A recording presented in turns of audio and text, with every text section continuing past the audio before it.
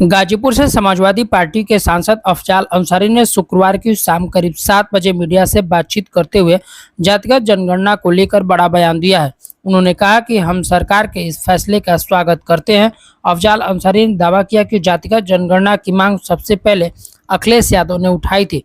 उन्होंने कहा कि जिसकी जितनी संख्या उसकी उतनी हिस्सेदारी के आधार पर कल्याणकारी योजनाएं बननी चाहिए। उन्होंने आरोप लगाया कि कुछ लोग चालाकी से सारे संसाधनों पर कब्जा कर लेते हैं, जबकि बाकी सिर्फ तमाशबीन बने रहते हैं।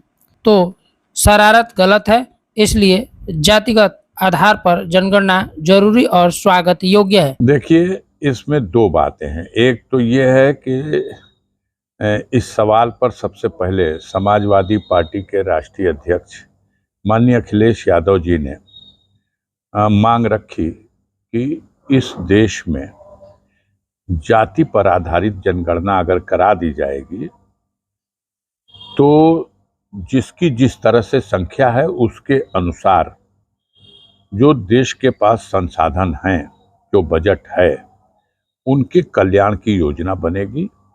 और अब तक जो उनके साथ हकतलफी होती रही है, अब इस जनगणना के आधार पर उनका हक हिस्सा उनको दिया जाएगा। माननीय राहुल गांधी जी ने भी इस सवाल पर माननीय अखिलेश यादव जी की इस मांग का जबरदस्त समर्थन किया।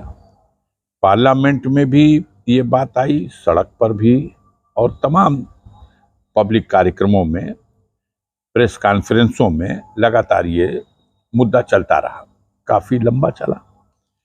अब ये एक फैसला लिया है माननीय श्री नरेंद्र मोदी जी के कैबिनेट ने, तो इस फैसले का, इसके पीछे क्या है वो सब अलग बात है। इस फैसले का तो स्वागत है।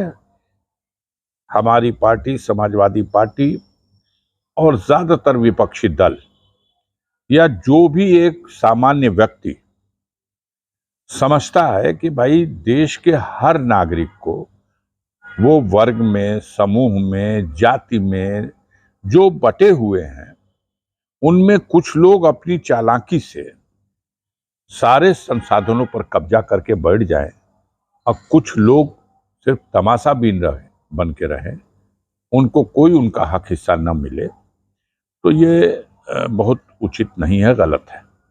तो इसका तो स्वागत है।